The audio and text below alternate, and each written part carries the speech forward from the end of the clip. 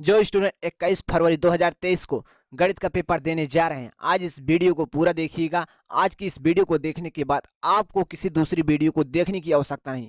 आज इस वीडियो में हम 70 में 70 पक्का कर देंगे, एकदम 100% 70 में 70 पक्का कर देंगे। आपको टेंशन लेने की जरूरत नहीं है, आप एक ही दिन में 70 में 70 लेकर आएंगे, तो क्यों परेशान हो। तो चलिए हम इस क्लास को शुरू करते हैं। यह क्लास जो है 5 स्टार रेटिंग के लायक है।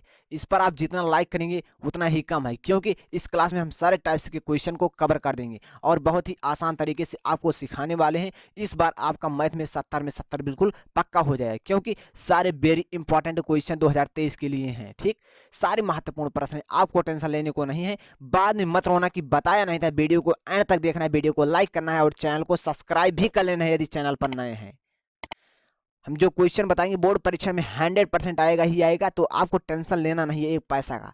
तो चलिए हम बिना टाइम वेस्ट की इस क्लास को शुरू करते हैं। यदि आप चैनल पे नए थे तो चैनल को सब्सक्राइब कर लें, बहुत अच्छी बात है। तो ज़्यादा टाइम वेस्ट नहीं करते हैं, इस क्लास को देखने के बाद आपका मैथ में 70 में 70 बिल्कुल पक्का हो जाएगा। तो चलिए हम इस क्लास को शुरू करते हैं। हम सारे टाइप्स के क्वेश्चन को देखने वाले हैं, बहुविकल्पी प्रश्न, अतिलघुत्तरीय प्रश्न, लघुत्तरीय प्रश्न, दीर्घोत्तरीय प्रश्न, सारे क्वेश्चन को हम देखेंगे। तो टेंशन बिल्कुल नहीं लेना है। तो चलिए इस क्लास को शुरू करते हैं। देखिए पहला क्वेश्चन हमारा वेरी इंपॉर्टेंट क्वेश्चन है। इस क्वेश्चन को आपको ध्यान से समझना है, वेरी इंपॉर्टेंट क्वेश्चन है, नोट कर लेना है। पेन और कापी के साथ इस क्लास को आगे ध्यान से देखिएगा, तभी आपको समझ में आए, क्योंकि मैथ बिना प्रैक्टिस के थ्रू हो ही नहीं सकता। देखिए यदि लासा 77 और 99 का 693 है, तो मासा 77 99 का आपसे पूछ रहा है। ठीक, तो हमारा एक फार्मूला, सिर्फ एक फार्मूले को आपको याद करना है, इस क्वेश्चन को धुआं उड़ा देना है। देखिए हमारा फार्मूला सूत्र होता है दो संख्याओं का गुणनफल बराबर, दो संख्याओं का गुणनफल बराबर। ठीक, दो संख्याओं का गुणनफल बराबर हमारा सूत्र होता है लासा गुणे मासा। ठीक, ध्यान समझिए, लासा गुणे मासा। तो यहाँ दो संख्याओं का गुणनफल, आपकी दो संख्या क्या है, 77 99 है। ठीक, देख सकते हैं 77 99 है, तो यहाँ आपको ले दें 77 गुणे 99 इस प्रकार से। ठीक, ये आपका 77 है। ठीक, उसके बाद गुणे 99 बराबर, देखिए लासा गुणे मासा, लासा आपका देखिए क्या है 693 है। ठीक, आपका 693 आ जाएगा। मासा है, मासा आपका देखिए क्या है, मासा आपको ज्ञात करना है। इस प्रकार से आपको यहाँ मासा लिख देना है। ठीक, तो यहाँ देखिए आपका आ जाएगा 77 गुणे 99 बटे देखिए 693 आ जाएगा आपका। ठीक, तो यहाँ आपका आ गया 693 बराबर आपका क्या आ जाएगा, मासा। अब देखिए हम इसे काटते हैं 11 से, 11 9 99, 11 छक्का 66, 3 बच गया, 11 3 33, 9 7 63, 7 आ गया, 7 एकम 7, 7 एकम 7, आपका 11 आ गया। मतलब आपका विकल्प नंबर ए सही है। इस क्वेश्चन को नोट कर लीजिए, टेंशन लेने को नहीं है। देखिए क्वेश्चन नंबर 2 को देखते हैं। देखिए क्वेश्चन नंबर 2 ध्यान से समझिएगा, वेरी इंपॉर्टेंट क्वेश्चन है। इससे बार आपके बोर्ड परीक्षा में एक भी क्वेश्चन नहीं आएगा। निम्नलिखित में कौन सा सभाज्य संख्याएं का युग्म है। अब सभाज्य संख्याएं किसे कहती हैं, ऐसी दो संख्याएं जो केवल एक से कटे और किसी संख्या से न कटे, सभाज्य संख्याएं कहलाती हैं। ध्यान समझिए, ऐसी दो संख्या जो केवल एक से कटे, देखिए 5 और 20 है, एक से कट जाएगा। ठीक, लेकिन ये दोनों संख्या 5 से कट जाएगा, इसलिए हमारी सभाज्य संख्या नहीं है। ठीक, अब यहाँ देखिए 22 और 33 है, ये आपका एक से भी कट जाएगा और इसके अलावा 11 से कट जाएगा, इसलिए हमारी सभाज्य संख्या नहीं है। ऐसी संख्या जो केवल एक से कटे सभाज्य संख्या कहलाएगी।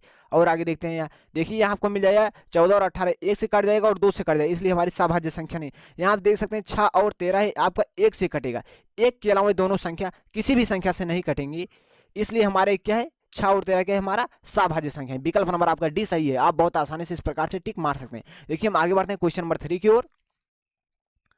यदि समीकरण 2x² प्लस px माइनस 4 बराबर 0 का एक मूल -2 है, सॉरी 2 है, तो p का मान पूछ रहा है। p का मान आप बहुत आसानी से बता दें, मूल मतलब x बराबर आपको 2 दिया गया है। क्या, x बराबर आपको 2 दिया गया है, तो आपको इसी समीकरण में रखना है x के स्थान पर 2। ठीक, तो आपका समीकरण देखिए 2x² प्लस px माइनस 4 बराबर 0, तो हम x के स्थान पर क्या लिखेंगे 2, तो यहाँ आपका 2 का वर्ग हो जाएगा प्लस p, यहाँ p गुणे 2 हो जाएगा, माइनस 4 बराबर 0 आपका आ जाएगा। यहाँ देखिए 2 आ जाएगा, देखिए 2 दूना 4 आपका आ जाएगा, प्लस यहाँ आपका आ जाएगा 2p माइनस 4 बराबर 0, देखिए 4 दूनी 8 आपका आ जाएगा, प्लस 2p माइनस 4 बराबर 0। यहाँ हम घटा देते हैं, यहाँ आपका plus 4 plus 2p equal to 0 आ जाएगा। हम यहाँ सॉल्व कर लेते हैं, हमारा आ जाएगा 2p बराबर -4 p बराबर आपका आ जाएगा -4/2। तो यहाँ जब इसे सॉल्व करेंगे तो देखिए 2 दूना 4 आपका आ जाएगा -2। तो मतलब आपका विकल्प नंबर बी सही है। इन सारे क्वेश्चन को नोट कर लेना है आपको, और चैनल पे नए तो चैनल को सब्सक्राइब भी कर लीजिए। आपके सारे इंपॉर्टेंट क्वेश्चन की तैयारी बिल्कुल फ्री में हो जाएगी। चलिए देखते हैं क्वेश्चन नंबर 4 को देखते हैं, ध्यान समझिएगा। बहुपद पी एक्स बराबर एक्स स्क्वायर -9 के शून्यांक आपसे पूछ रहा है। वेरी इंपॉर्टेंट क्वेश्चन है, आपको ध्यान से नोट कर लेना। चलिए देखते हैं। देखिए बहुपद पी एक्स बराबर एक्स स्क्वायर -9 के शून्यांक ज्ञात कीजिए। जब शून्यांक ज्ञात करने के लिए तो एक्स स्क्वायर, देखिए ध्यान समझिएगा, आपको दिया गया है बहुपद पी एक्स बराबर एक्स स्क्वायर -9। आपसे इसका शून्यांक ज्ञात करना है। जब शून्यांक ज्ञात करना हो तो आपको पी एक्स के स्थान पर आपको 0 लिख देना है, एक्स स्क्वायर -9। तो आप इसे इस प्रकार से लिख सकते हैं, एक्स स्क्वायर -9 बराबर 0। तो यहाँ हमारा एक सूत्र होता है, देखिए यहाँ हम लिख सकते हैं एक्स स्क्वायर, देखिए 9 को हम लिख सकते हैं 3 का वर्ग बराबर 0। ठीक, तो यहाँ हमारा सूत्र होता है ए स्क्वायर माइनस बी स्क्वायर का एक ब्रेकेट में ए प्लस बी, एक ब्रेकेट में ए माइनस बी। ठीक, ये हमारा फार्मूला होता है। तो यहाँ आपका आ जाएगा, ध्यान समझिए, तो इसके अनुसार आपका यहाँ आ जाएगा एक ब्रेकेट में एक्स प्लस 3 और एक ब्रेकेट में एक्स माइनस 3। इस प्रकार से यहाँ आपका आ जाएगा बराबर 0। इसका हमें शून्यांक ज्ञात करना है। ठीक, तो हम अलग अलग बराबर 0 के एक्स प्लस 3 बराबर 0 और उसके बाद कामा लगाएं एक्स -3 बराबर 0। ठीक, तो यहाँ आपका x बराबर आ जाएगा -3, यहाँ आपका x बराबर मिल जाएगा 3। दोनों शून्यांक आपके -3 और 3 है, मतलब आपका विकल्प नंबर ए सही है। ठीक, देखिए क्वेश्चन नंबर हम 5 को सॉल्व करते हैं। यदि समीकरण x प्लस वाई बराबर 10 का हल x बराबर 3m प्लस 2 तथा y बराबर 4, तो m का मान पूछ रहा है आपसे। बहुत ही आसान क्वेश्चन। देखिए आपको दिया गया है x प्लस वाई बराबर आपको 10 दिया गया है, y बराबर 4 दिया है, तो यहाँ आपको y के स्थान पर यहाँ आपको 4 लिख देना है बराबर 10। x बराबर आपका आ जाएगा 6। ठीक, 6 आ गया x बराबर। ये आपका यहाँ समीकरण दिया गया x बराबर 3m प्लस 2। ठीक, x के स्थान पर आपको 6 धर देना है, तो आपका 6 आ जाएगा प्लस यहाँ आपको 6 बराबर आपका आ जाएगा 3m प्लस 2। देखिए इस साइड प्लस 2 इस साइड है तो -2 हो जाएगा, तो 6 - 2 बराबर 3m आ जाएगा। तो यहाँ हम घटा देंगे, देखिए घटाने के बाद यहाँ आपका 4 आ जाएगा बराबर 3m। ठीक, तो यहाँ आपका 4/3 आ जाएगा m बराबर, क्योंकि इस साइड 3 गुणा और इस साइड है तो भाग करेगा। ठीक, तो m बराबर आपका 4/3, मतलब आपका विकल्प नंबर ए सही है। चलिए ये सारे क्वेश्चन वेरी इंपॉर्टेंट क्वेश्चन है, इसे आपको अच्छे से समझना। सारे टाइप्स के क्वेश्चन को इस वीडियो में हम कवर कर देंगे। देखिए आगे, रैखिक समीकरण 6x - 7y बराबर 1 तथा 3x - 4y बराबर 5 के हैं। आपसे पूछ रहा है क्या है, दो हल हैं। क्या पूछ रहा है, दो हल हैं, एक अद्वितीय हल है, अपरिमित रूप से अनंत हल है, कोई हल नहीं है। ठीक, तो आप देखिए यहाँ 6 है, ये आपका a1, देखिए आपको इससे तुलना करना है। यहाँ से आपका a1 का मान जो है 6 है, a1/a2 होता है, a2 का मान 3 है, बराबर क्या होता है b1/b2 होता है। तो यहाँ b1 का मान 7 है और b2 का मान क्या है -4 है। आप यहाँ देख सकते हैं ये दोनों बराबर नहीं, ये दोनों बराबर नहीं होते हैं तो अद्वितीय हल होता है। आप ध्यान समझिएगा, जब a1/a2 बराबर नहीं है b1/b2, जब a1/a2 बराबर नहीं b1/b2 तो क्या होता है, अद्वितीय हल होता है। ठीक, तो इसमें हमारा विकल्प नंबर क्या है, बी सही हो जाएगा। ठीक, ध्यान समझिएगा, हम सारे लॉन्ग क्वेश्चन को जब सॉल्व कराएंगे सारे क्वेश्चन आपका क्लियर हो जाएगा। ठीक, तो यहाँ हमारा मैंने इसकी तुलना की a1 x plus b1 y plus c1। ठीक, बराबर 0 से मैंने इसकी तुलना की है। ठीक, तो बराबर इस साइड 1 आ जाएगा, इस प्रकार से हम इसकी तुलना की a2x plus b2y plus c2 बराबर 0 से बराबर इस साइड आपका -1 हो जाएगा, यहाँ ये आपका -5 हो जाएगा। मैंने तुलना करते हैं, देखिए a2 का मान आपको 3 मिल गया, तो यहाँ मैंने 3 लिख दिया a2 के स्थान पर, a1 का मान आपको 6 मिल गया। आप इस प्रकार से आप इसे समझ सकते हैं। तो हम आगे बढ़ते हैं। ठीक, एक नंबर का क्वेश्चन, हम इस पर ज़्यादा टाइम वेस्ट नहीं करते हैं। चलिए आगे बढ़ जाते हैं, आपको गलती नहीं करना, हम सारी चीज़ को आपको बहुत आसान प्रोसेस से समझा रहे हैं। ठीक, यहाँ देखिए एक्स स्क्वायर -1/9 बराबर 0, तो x का मान ज्ञात कीजिए। तो यहाँ आपका आ जाएगा एक्स स्क्वायर -1/9 बराबर 0। तो यहाँ आपका एक्स स्क्वायर बराबर 1/9 आ जाएगा। जब इससे स्क्वायर हटे तो इसके ऊपर अंडर रूट आ जाएगा, 1/9 आ जाएगा। तो हम इसे इस प्रकार से लिख सकते हैं 1/√9। तो यहाँ देखिए जब अंडर रूट हटेगा तो यहाँ जो 9 होता है 3 का वर्ग होता है, तो यहाँ आपका आ जाएगा 3 प्लस माइनस। ठीक, तो यहाँ देखिए आपका विकल्प नंबर सी सही हो जाएगा। ठीक, इस पे आपको धड़ाधड़ सारे क्वेश्चन को नोट करते चलिए, समझते चलिए। आपको इस बार 70 से कम नहीं लाना है भाई, 70 में 70, मतलब मैथ में 100 में 100 आना चाहिए। स्कूल टॉपर, जिला टॉपर, यूपी टॉपर बनना है आपको। क्यों परेशान हो, सारे स्टूडेंट इस वीडियो को पूरा आने तक देखिए। देखिए बोर्ड परीक्षा में जब आपका रिजल्ट आएगा तो बहुत सबसे बेहतर रिजल्ट आपका ही होगा। देखिए क्वेश्चन नंबर 8, यदि समीकरण 2x² plus 3x minus m बराबर 0 का एक मूल -1 है तो m का मान आपसे पूछ रहा है। बहुत आसान तरीके से बता सकते हैं। एक मूल आपको दिए मतलब x बराबर आपको -1 दिया गया है, ठीक है। यहाँ तो यहाँ आपको इस समीकरण में x बराबर -1 रखना है, तो यहाँ आपका आ जाएगा 2x के स्थान पर -1 प्लस 3, यहाँ आपका आ जाएगा -1, उसके बाद -m बराबर 0, ठीक। तो यहाँ ध्यान समझिएगा आगे यहाँ आपका क्या आने वाला है। यहाँ आपका देखिए एक का वर्ग है ना, एक का वर्ग जब हम करेंगे तो हमारा एक ही है, तो यहाँ आपका 2 आ जाएगा प्लस 3 आ जाएगा -m आ जाएगा, ठीक। और उसके बाद यहाँ देखिए थोड़ा, हाँ, -1 से हम 3 में गुणा करें तो आपका -3 आ जाएगा, ठीक। -m बराबर 0, तो यहाँ जब खड़ा -1 -m बराबर 0, तो यहाँ देखिए ये -1 जो है -m को हम बराबर के इस साइड भेजेंगे तो यहाँ आपका आ जाएगा m बराबर -1, मतलब आपका विकल्प नंबर ए सही है। क्वेश्चन सारे बहुत आसान आएंगे, इसी प्रकार से आपकी बोर्ड परीक्षा में बहुत आसान क्वेश्चन आने वाले हैं। यदि आप सही तरह से पढ़कर जाएंगे बोर्ड परीक्षा में तो आप धुआं धुआं मचा देंगे, 70 में 70 लेकर आएंगे। यदि आप सही तरह से नहीं पढ़ते हैं तो आपका बोर्ड एग्जाम में मार्क्स नहीं आएगा, आप गणित में फेल होने के चांस पर पहुंच जाएंगे, क्योंकि मैथ बहुत आसान सब्जेक्ट है, हम कह सकते हैं। यदि आप सही तरह से पढ़ते हैं तो आपको 70 में 70 मिलेगा, यदि आप सही तरह से नहीं पढ़ते तो आप फेल भी हो सकते हैं।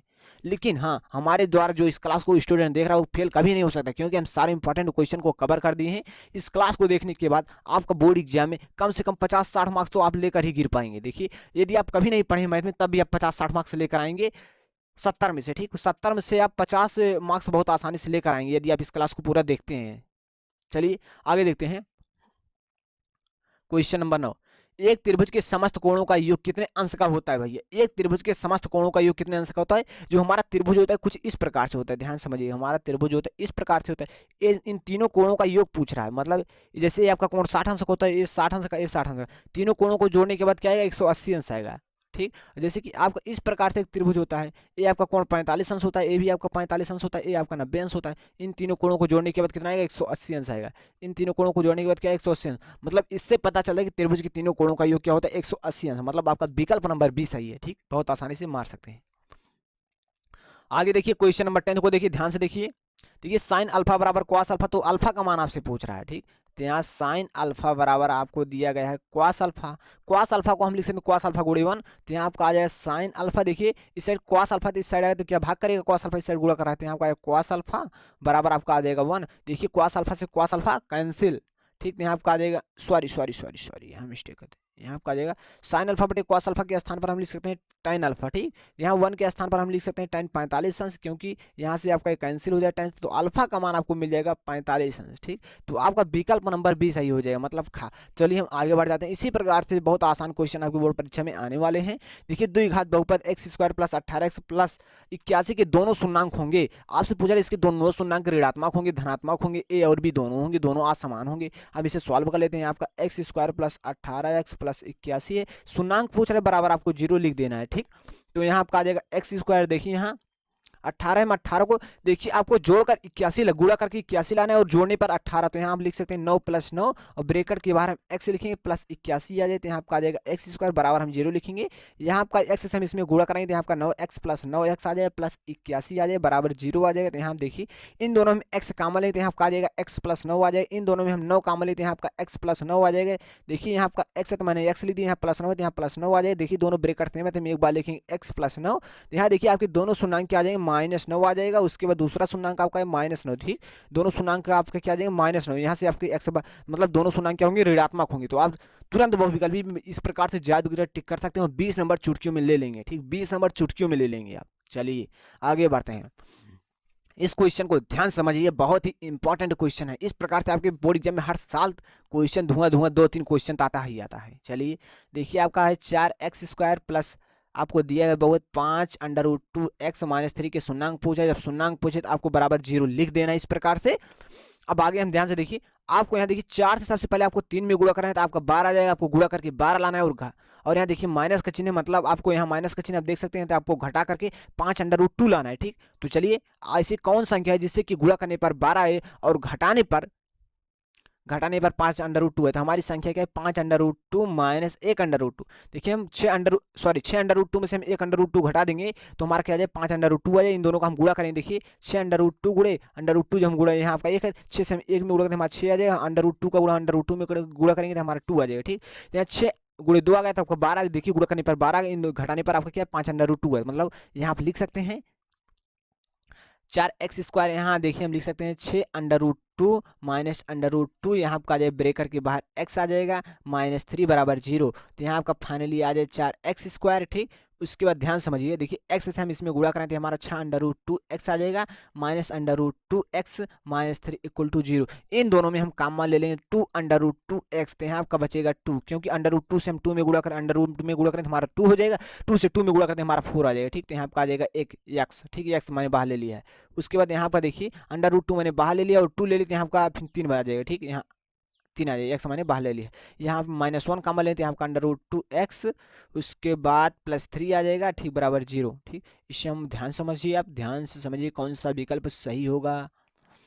यहाँ आपका अंडर रूट 2x -1 बराबर 0, तो यहाँ देखिए आपका x बराबर आ जाएगा 1/2 अंडर रूट 2। ठीक, ध्यान से देखिए, यहाँ पर एक x का मान आ गया, मैंने इसका शून्यांक ज्ञात कर लिया। यहाँ हमें लिखना था 2 अंडर रूट 2x, यहाँ -1 इसे मैंने लिखा। उसके बाद यहाँ आपका आया अंडर रूट 2। ठीक, यहाँ पर क्या अंडर रूट 2x +3। ठीक, हम दोनों को अलग अलग बराबर 0 के रखेंगे, तो इससे मैंने अलग बराबर 0 के रखा, तो इसका मान आ गया। अब इसे हम 0 के बराबर रखेंगे। ठीक, 2 अंडर रूट x +3 बराबर 0, तो यहाँ आपका अंडर रूट 2x बराबर आपका आ जाएगा -3, x बराबर आपका -3 अंडर रूट 2। ठीक, तो यहाँ आपका x का मान तो आ गया, x बराबर आपका -3 अंडर रूट 2। ठीक, इतना आपका आया। तो आप देख सकते हैं 1 यहाँ आपका विकल्प नंबर ए सही होगा। ठीक, बी ऑप्शन सही होगा। ठीक, इस प्रकार से आपको टिक मारना है। ठीक, गलती नहीं करना है। देखिए क्वेश्चन नंबर 13 को देखिए, यदि समीकरण 2x² + 5x + 4 बराबर 0 के मूल होंगे, आपसे पूछ रहा है, इसके मूल पूछ रहे हैं। परमेय और बराबर होंगे, परमेय और असमान होंगे, अपरमेय होंगे, काल्पनिक होंगे। ठीक, हम इसे सॉल्व कर लेते हैं। देखिए हमारा d बराबर एक फार्मूला होता है b² - 4ac। ठीक, अब इसकी आप कैसे जानेंगे a और b c का मान क्या है, तो आप बहुत आसानी से इसकी तुलना कर सकते हैं ax² + bx + c बराबर 0 से। तो यहाँ आप देख सकते हैं, यहाँ x है, x के सामने क्या है, b है, तो यहाँ b की, यहाँ x के सामने 5 है, तो मतलब b का मान आपका 5 होते हैं। आपको लिख देना है 5 का वर्ग 4 गुणे a का मान। देखिए यहाँ x² के सामने 2 है, यहाँ x² के सामने a है, तो a का मान आपका 2 हो जाएगा, तो यहाँ आपका 2। यहाँ देखिए c है, देखिए c के स्थान पर देखिए 5x है ना, तो यहाँ bx है, प्लस है, और देखिए c के स्थान पर इसमें 4 है, तो आपका c का मान 4 हो जाएगा। ठीक, तो यहाँ आपका फाइनली आ जाए 5 25, उसके बाद 4 दूनी 8, 8 चौक 32, हम घटा दें तो आज का आ जाएगा -7। अब जो -7 आया है, ये जो होता है क्या होता है, -7 जो है आपका क्या है, 0 बड़ा होगा -7 से। हम इससे जो ऋणात्मक संख्या होती है 0 से छोट होती है। ठीक, यहाँ आपका -7 क्या है, 0 यहाँ आपका बड़ा होगा, -7 छोटा होगा। ठीक, तो आपका क्या हो जाएगा, काल्पनिक हो जाएगा। ठीक, जो ऋणात्मक मान होता है हमेशा काल्पनिक मान माना जाता है। ठीक, तो आपका इसमें विकल्प नंबर डी सही हो जाएगा। ठीक, चलिए हम आगे बढ़ते हैं, क्वेश्चन नंबर 14 को देखते हैं। देखिए समीकरण 5, उसके बाद ब्रैकेट के अंदर x - 5 x + 5, उसके बाद बराबर 55 का हल होगा।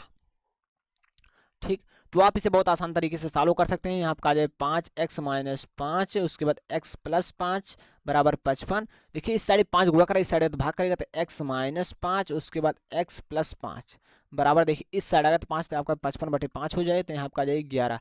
तो यहाँ देखिए इन दोनों का जब हम गुणा करेंगे, देखिए हमारा सूत्र होता है बहुत आसान तरीके से, a² - b² का सूत्र होता है, एक ब्रैकेट में a + b, एक ब्रैकेट में a - b। तो यहाँ देखिए एक ब्रैकेट में x - 5 है, एक ब्रैकेट में x + 5 है। ठीक, इसी प्रकार से है, तो यहाँ हम इसे इस रूप में लिख सकते हैं। तो यहाँ आपका आ जाएगा, यहाँ देखिए यहाँ से आपका a लिया गया है, यहाँ से आपका b लिया गया है, और बीच में माइनस लगाया, इसके ऊपर स्क्वायर, तो यहाँ आप लिख सकते हैं इसे x² - 5 का स्क्वायर। ठीक, बराबर आपका 11। तो यहाँ आपका देखिए x², देखिए यहाँ 5 का वर्ग मतलब 5 25 आ जाएगा, बराबर आपका 11। देखिए इस साइड प्लस है 25, इस साइड है तो माइनस हो जाएगा, इस साइड माइनस, इस साइड है तो प्लस हो जाएगा। ठीक, तो 11 + 25 हो जाएगा, इन दोनों को जोड़ें 36 आ जाएगा, x² बराबर 36 आ गया। ठीक, तो आपका 36 आ गया है। तो यहाँ जब इससे स्क्वायर है, इस पर आपका अंडर रूट लग जाए, अंडर रूट 36, जब अंडर रूट है तो आपका यहाँ +- 6 है, क्योंकि 6 का वर्ग होता है 36। ठीक, तो यहाँ आपका विकल्प नंबर सी सही हो जाएगा। ठीक, क्वेश्चन नंबर 15 को इसी प्रकार से हम आगे देखते हैं।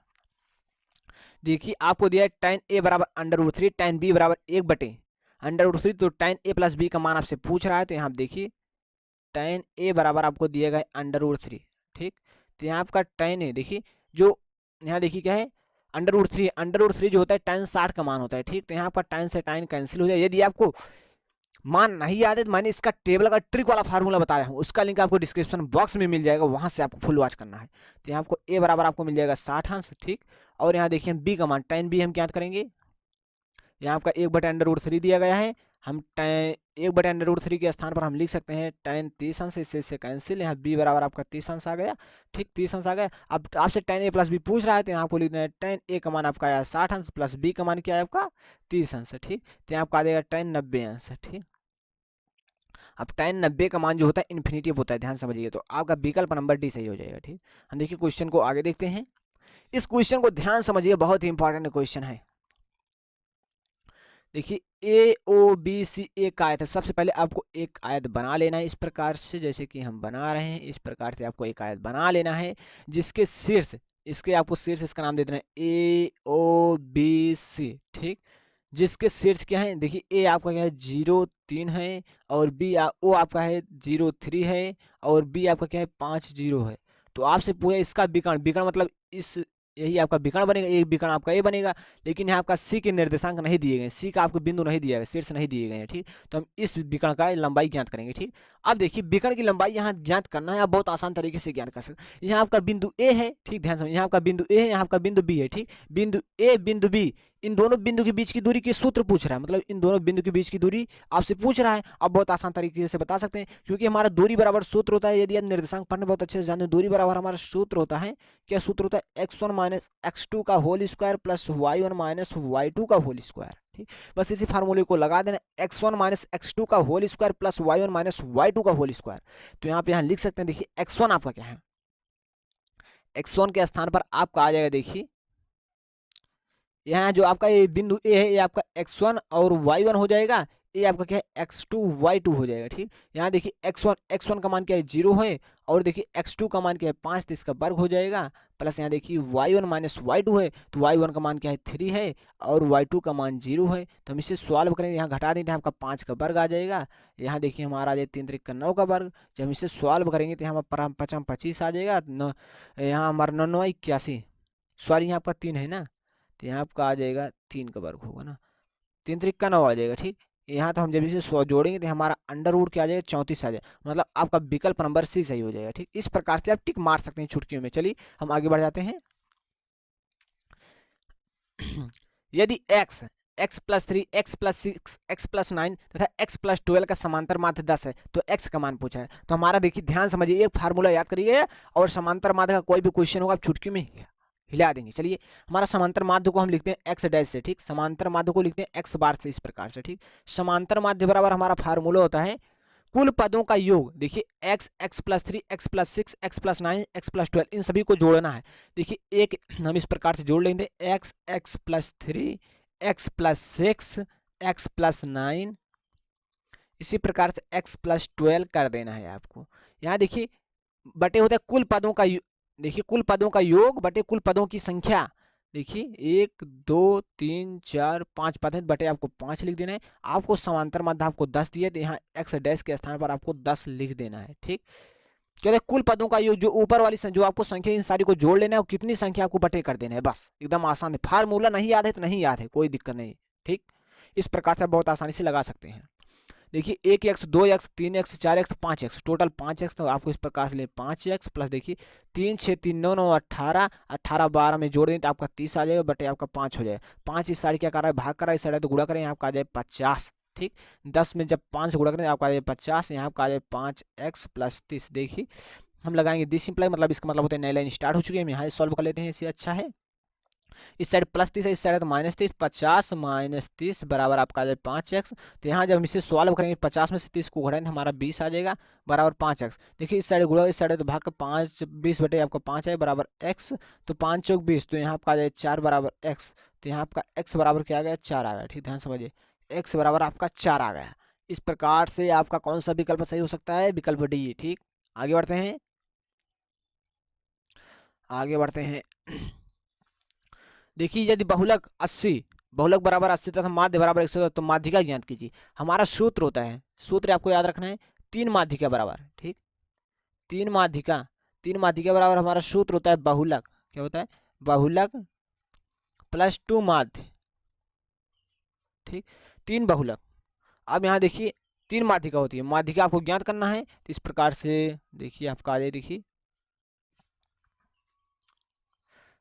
तो यहाँ आपका आ जाए माध्यिका, देखिए बहुलक आपके क्या है, बहुलक आपका 80 प्लस 2 गुणे क्या है, माध्य है, माध्य आपका 110 है। यहाँ देखिए माध्यिका आपका, माध्यिका आपको ज्ञात करना है, तो माध्यिका बराबर आपका आ जाएगा, देखिए 80 है यहाँ, 80 110 से हम 2 में गुणा करें तो हमारा 220 और 220 में हम 80 जोड़ दें हमारा 300 आ जाए। इतना कैलकुलेशन तो आपको आता है।